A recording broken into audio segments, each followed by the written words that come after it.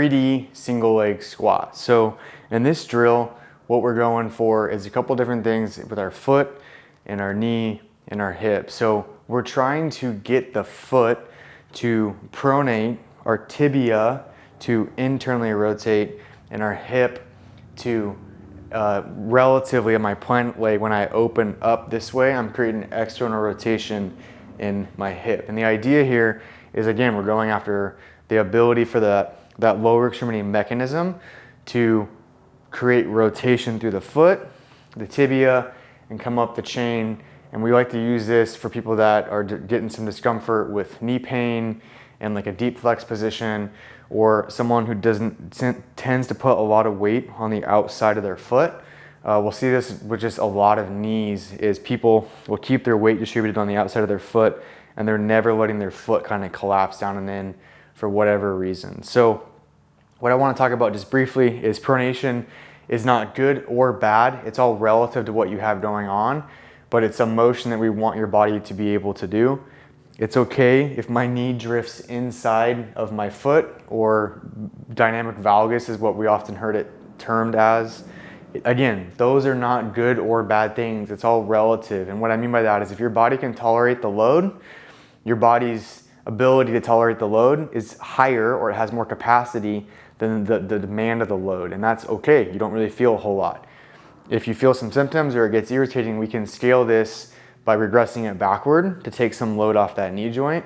Maybe we change our trunk positioning a little bit, et cetera, et cetera, et cetera. Maybe we use your hands. Maybe we go to a foot propped on the ground. Well, we're gonna go through that right now. So I want you to think about being on a clock. 12 o'clock is in front of you.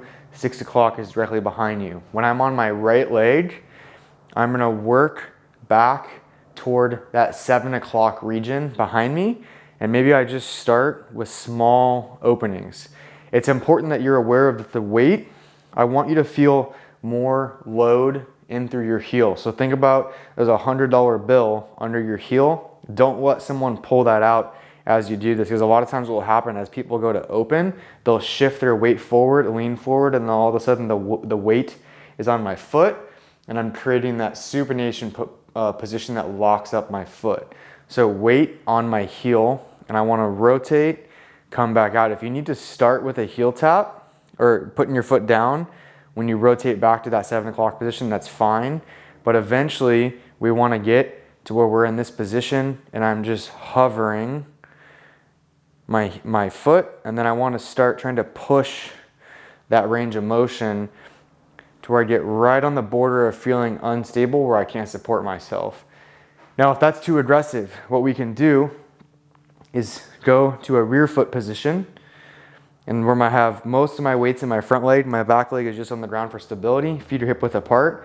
And then what I'm doing is I'm keeping the weight into my heel, but I'm rotating my chest toward the wall and then coming back. And then we could also use like an arm driver. So if I reach with my arms, it forces that mechanism in my foot to do the same thing. And then I could also scale it again by having a dowel or something, maybe it's trekking poles or ski poles. You can have one or you can have two. I like to have one going toward the leg that we're working.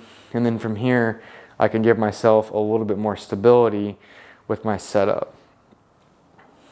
And then maybe we can progress it even further by taking your hands and adding a driver toward that side as you reach. Again, we're trying to create relative motion in the foot, the ankle, and that lower limb to drive that down and in position as we start to work on absorbing and transferring loads.